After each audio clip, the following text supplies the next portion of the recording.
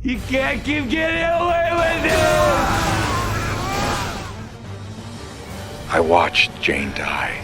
Invincible just gave us one of the best episodes in the entire series, and honestly, this will probably be my favorite episode of the season when it's all said and done. An emotional roller coaster that I can't help but refer to as the Breaking Bad episode, thanks to the villain of the week, Powerplex, being voiced by the talented Aaron Paul, who absolutely crushes it this episode. Powerplex's wife also has a striking resemblance to Jane, aka Christian Ritter, which is how I knew there was no shot she was making it out of here alive. This episode not only takes on the good old sins of the father story, but examines Mark's role as Earth's protector and the responsibility that he's neglected, revisiting the fallout of his skirmish with Nolan at the end of season 1, drawing some interesting parallels between Invincible and Powerplex along the way. We also get some insight into Oliver's perspective of his father and his Thraxan heritage, vindicating some points made in my analysis that I want to touch on. So let's break it all down, starting with Mark versus Powerplex. Also, I'm hiding show accurate Walter White all throughout this video. Try to find all the Walters. This episode is centered around the consequences of Nolan tossing Mark around Chicago like a rag doll, casually destroying the city on some Sparking Zero type timing. It's also centered around how trauma can cloud someone's judgment as they contradict themselves in a desperate attempt to justify their own stubborn beliefs. Sound familiar? Powerplex, aka Scott Duval, is, on the surface, a normal everyday citizen. He just happens to work at the GDA and has the power to absorb energy. No big deal! He still goes home to a wife and kid every day. He still has a family that he loves spending time with. His powers aren't even that crazy. They're basically a party trick. He's not all that different from you and me. Which makes you really feel for the guy when you see his life fall apart before your very eyes. Scott's life is one of the many altered by Nolan's rampage. Remember that mom and daughter Mark failed to save as the building collapsed? And the mom's severed arm was horrifically the only thing he was able to pull from the rubble? Turns out that was Jessica and Gretchen, Scott's sister and niece. Brutal. To add insult to injury, Scott's last memory of Invincible, moments after witnessing the death of his family, wasn't the hero trying to defend the city, but him flying off with his father. Now, we know that Mark had no agency in this situation, but Scott quite literally doesn't see things that way. I really admire how this episode uses his point of view to show us how a lot of survivors might have perceived this event. No one saw Nolan spike Mark into the city. They just saw Mark crash like a meteor before taking down another building. From a distance, you really can't gauge if Mark was trying to prevent the building from collapsing or ensuring that it crumbled, especially since he flew into it so fast that it shattered all the windows. Not only that, but Scott saw Invincible holding Jessica's arm from behind. He didn't realize that Mark was in complete shock. From his perspective, Invincible carelessly dropped his sister's arm like it was an inconvenience before being whisked away in his father's arms. He didn't know Invincible tried to save Jessica and Gretchen, or that he was trying to talk his father out of mass destruction and taking more innocent lives. As a witness who's working with very limited information, Invincible looks horrible in this situation, especially since after Omni-Man fled the planet, Invincible was absent when the Guardians arrived to clean up the city, and as far as we know, he's never come forward to address the city and condemn his father's actions. The news report stated clearly that both Invincible and Omni-Man went MIA after their battle. Mark just kept pushing forward, eventually popped back up in the public eye, and hoped that everyone would have enough goodwill to believe that he's not his father, without ever saying so himself. Obviously, Mark was fighting for his life and recovering in the hospital after getting the snot beaten out of him by his father. But most people don't know that. For any witnesses in Chicago, the two just flew off and apparently they stopped fighting somewhere else. It all happened so suddenly that it looks sketchy enough for anyone to have their doubts and suspect that it might have been a facade. Hell, the only reason the media was able to state it was an attack was probably because Cecil pulled some strings to make that key detail public information, that this was Invincible versus his father and not the two working together. The GDA had to be proactive and do their best so that the nation wouldn't lose their faith in Invincible. And while that seems to have worked for the most part, there are unfortunately some people who think there's more to the story and want Invincible to answer for what happened in Chicago, like Scott. Ever since his fateful day, he's remained skeptical about Invincible's allegiance to the planet, worried that Invincible's playing the long con and will turn on humanity the next time Viltrum shows up. And honestly, after laying it all out on the table like this, I can't blame him! That's not ridiculous. That's not ridiculous to say that. Scott has dedicated his life to seeking justice, creating a petition with his wife for Invincible to be investigated and put on trial for the destruction of Chicago. And it's clear that this dedication is a detriment to his overall well-being, as he's resorted to stalking the district attorney in the hopes of confronting her face-to-face after his many attempts to contact her went unacknowledged. It hits pretty hard when he opens up to the attorney about how it feels like the deaths of Jessica and Gretchen don't matter. They were just written off as collateral damage. It's pretty sobering to think about because Invincible does treat death like spectacle to a degree. I mean, I'd like to think we're all here for the story at this point, but let's not pretend like the created deaths and heapings of gore aren't a huge draw of the show. The brutality is what got people talking about it in the first place. And over time, it's easy for us as an audience to become desensitized to all the carnage in the series. We see a mortal drop dead on a daily basis. As the viewer, we were definitely horrified by the loss of life, but we weren't hung up on the individual lives of all these background characters. We were focused on the insanity of Nolan causing a train crash by holding up his son's body. That's what we all talked about. The matter of who died was inconsequential to us. It's like reading about a tragedy on the news. Headlines tend to focus on the death toll, and that's what sticks with the general public, not the actual victims who were loved ones to someone. So I really tend to enjoy plots like this because human lives aren't just a statistic, even if a lot of stories tend to treat them as such.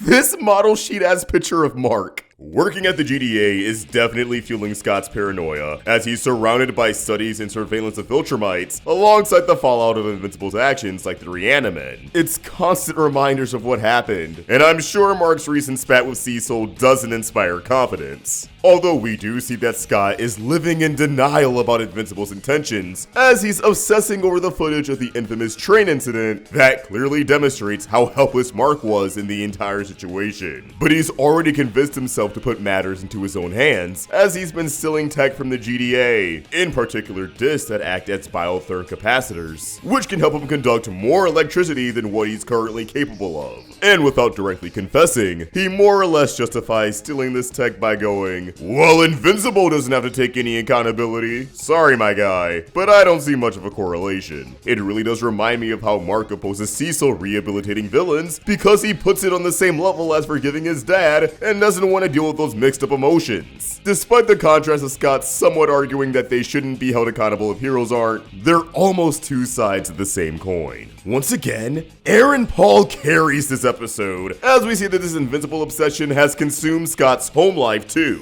marking all of Invincible's appearances around the city on a map, down to the date of each sighting, trying to narrow down his pattern so that he can draw him out at the right time. He and his wife also rehearses his monologue for the inevitable confrontation, and honestly, while the delusion on display is sad to watch, it also makes me laugh. Dude, you look like you're prepping for a cosplay competition. Sit down, crack open a beer, watch some sports. Hope he's not a Chiefs fan. It's interesting how the Powerplex costume feels like it's meant to mirror the Invincible suit, red instead of blue, and both have exposed hair. But whereas Mark has the goggles and half mask to conceal his identity, Powerplex's face is completely exposed. It's as if he's challenging Invincible head on, showing that he has nothing to hide, unlike the half Viltrumite. He wants Mark to know who he is and what he's lost. We also shouldn't overlook his wife Becky's involvement in all this either. Not only does she enable this crazy plan to hunt down Invincible and exact revenge, but she willingly fuses the stolen biotherm disc to her husband's skin before smacking him around with a hammer to power his suit. She's just as consumed by grief as he is, and has also resigned her morals as a result. She's the one who later suggests that Powerplex should attack at the memorial to bait out Invincible. That's pretty heinous. The only innocent one in this family is the baby. Completing the transformation into Powerplex has turned Scott into the very thing he swore to destroy. a reckless superpowered being who refuses to take any accountability for his actions. Everything he's doing is in the name of his family, to get revenge on Invincible. So really, anything he does is Invincible's fault. The hypocrisy is crazy. I mean, is his destructive superhero landing to charge himself up not reminiscent of the way Mark crashed into the city? And only one of these was by accident. Powerplex's crash out does give us what is, without a doubt, the greatest title card drop in the series. Or should I say drops, as it flashes on screen numerous times during his dissertation. His contradictory behavior going full throttle as he questions why Invincible gets to be above the law while expecting to be treated as if he's above the law, trying to get the cops off his back despite disrupting the peace. Sadly, he chose the wrong night to cause a scene, as elsewhere, Mark is starting to pick his battles more wisely, assessing what's worth his time when he's just trying to live life, and apparently, he thinks Powerplex can be handled by someone else. It's hard not to pity Powerplex, because imagine you're begging to fight Invincible, and Smith the Hedgehog shows up instead? Tough scene. Adding to the pile of hypocritical behavior, Powerplex clearly isn't ready to face the consequences of his own actions, despite demanding Invincible to do the same, as he freaks out and flees after knocking Smith unconscious. And as he struggles to cope with the gravity of the situation, he starts to sound identical to how Mark was talking to himself after killing Angstrom. I said I didn't want to fight. He attacked me. He tried to kill me. It was an accident, but he made me do it. But again, whereas Mark truly wasn't at fault and had legitimate reasons to take out Angstrom, Scott is just digging his own grave because he can't accept reality. And like all superpowered beings, Powerplex's abilities are influenced by emotion. His electric powers go haywire when he remembers the memorial is right around the corner, and he still hasn't settled the score with Invincible. Be careful, Jesse. Don't want to cook too hard. You know what I mean? Speaking of the memorial, Mark, Eve, and the Grayson family attend, despite the fact that Mark feels really weird about going. He doesn't see himself as a victim of Chicago, and in all likelihood, he does feel responsible for all the destruction caused by him and his father. He still resents that he failed to save all these people, even though he never stood a chance against Nolan. That guilt still eats away at him even though he's tried to repress these complicated feelings. But he never asked for any of that to happen. He never asked for his body to be weaponized against himself and the residents of Chicago. He tried his best to fight back, but his best wasn't enough. That's why he's a victim and why he needs to confront these feelings instead of running away from them. Also, look at all those Invincible crew members who canonically died. Hey, if it wasn't Nolan, it was gonna be those deadlines, am I right? Why is no one laughing? Witnessing the memorial in Powerplex's tirade causes Mark to really feel the weight of everything on his shoulders. Cecil tried to keep him sheltered from all of this, but he wonders if he should have seen it sooner. To me, the answer is definitely yes, he should have. As I said earlier, Invincible's absence following the incident wasn't a good look, and I would definitely understand where any residents of Chicago would be coming from if they felt neglected by him. While I get some people may feel uneasy about him being there, considering he did involuntarily contribute to the loss of life, I do believe that most people would want some form of closure. Having Mark attend the memorial as Invincible and acknowledge what people are going through would probably go a long way. Granted, I'm sure he would be pressed for questions and he can't exactly tell the world that they might get invaded by a space empire, as that would just instill fear into the masses. So it's a little complicated. And as the conclusion of the episode shows, offering condolences and saying sorry won't be enough for everyone. Mark also questions if Powerplex is his responsibility. More so, if someone got hurt by Powerplex while he was looking for Invincible, would that make it Invincible's fault? And to that, I have to say no. This episode already proved that the truth isn't good enough for Powerplex. And it's not like Mark forced him to steal tech from the GDA and embark on a crusade. Scott's actions are his own responsibility, and evidently he'll run away from that responsibility again and again, shifting the blame to someone else. He can't see that he comes across as a total supervillain, derailing an event that was meant to mourn people like the family he's trying to avenge, and going toe-to-toe with Adam Eve. Dope fight scene, by the way. I love scenarios like this where you're fighting someone you can't touch because they'll only get stronger. Even after getting arrested, Powerplex can't see the error of his ways and finds new lines to cross, causing a huge car accident and likely racking up a body count of his own just to escape. How are you the good guy in this situation again? This all accumulates into the heartbreaking third act of the episode, where Powerplex stages a hostage situation in what remains of the building his sister and niece died in, using his own wife and child as bait. This couldn't possibly go wrong at all. Oh no, it all went wrong! wrong? This is a nightmare scenario for Mark, who just got the horror one on Scott because Donald is a real one. Not only is Powerplex throwing the most traumatic day of Mark's life back in his face, but he unknowingly evokes the memory of the second most traumatic day of Mark's life. A woman and her child are in peril? Doesn't that sound like the kind of situation Angstrom put Debbie and Oliver in? And Mark killed that guy, a move that he's still struggling to come to terms with. To add insult to injury, Becky calls him a monster, and Scott hits him with this. You'll kill me like you killed everyone else? In a cruel twist of irony, however, Powerplex carelessly throws everything he has into trying to kill Mark, only for his family to get caught in the crossfire, reducing Becky and their son to charred corpses. And somehow, Scott still puts the blame on Mark. Come on, man! Unfortunately for him, Mark isn't.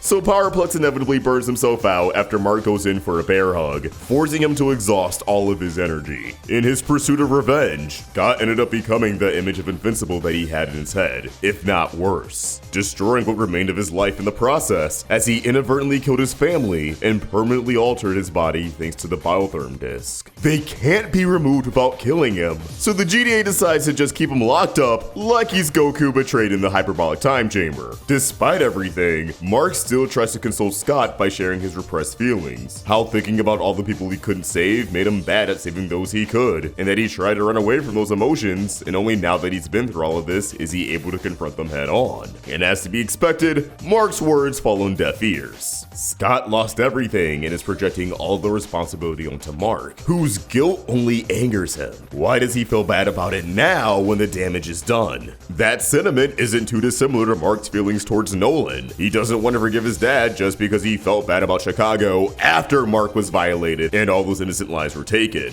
Being denied that forgiveness puts Mark in his father's shoes for a change, and I don't think he's a fan. Powerplex swearing to get his revenge at all costs probably doesn't help. Speaking of Nolan, this episode also sheds some light on Oliver's perception of his father. As I speculated in my video analyzing his morality, Oliver confirms he remembers everything from when he was an infant. He thinks so fondly of his father because he only has pleasant memories with him. When he thinks of Nolan, he thinks of Thrax's hero and the loving bond his parents shared. And that also means he remembers Viltrum's attack on Thraxa and Angstrom attacking Debbie. Two things that I believe fuel his motivation to be a hero. Oliver questions if Nolan could ever be forgiven for Chicago. He argues that if his mom could see the good in him and forgive him for his past, why couldn't the people of Earth? And the answer is, just like Oliver, everyone has their own biases that's influenced by their own personal relationships. Just like he's inclined to stand up for his dad because of the role he's had in his life, the many people affected by the destruction of Chicago are going to despise Nolan for the rest of their lives because he took away their loved ones. Not to mention, committing mass murder and going, "my bad," doesn't fly with most people. Hey, careful! You gotta look out for other people. Powerplex could have used that advice. Mark questions why Oliver tends to listen to everyone but him. And while Eve makes a pretty good point with Oliver being a kid and kids don't want to listen to their older siblings, I think it also has to do with the fact that Oliver recognizes Mark is very unsure of himself. He knows that they don't see eye to eye, and that Mark has a habit of contradicting himself, so he isn't the best role model to follow. If Mark wants his brother to listen to him, he's going to need to show a lot more confidence in himself and what he believes in.